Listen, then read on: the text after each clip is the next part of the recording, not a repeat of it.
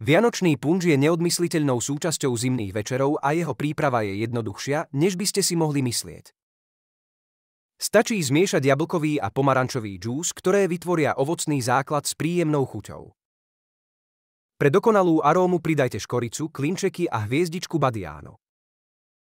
Ak máte radi výraznejšiu chuť, môžete použiť suché červené víno alebo trochu rumu.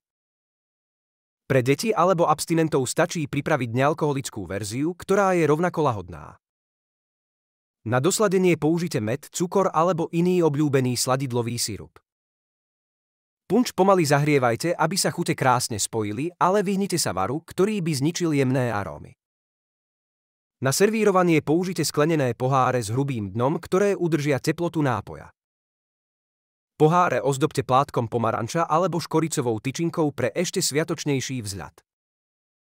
Nezabudnite si vychutnať každú chvíľu s rodinou pri tomto tradičnom nápoji, ktorý k Vianociam neodmysliteľne patrí.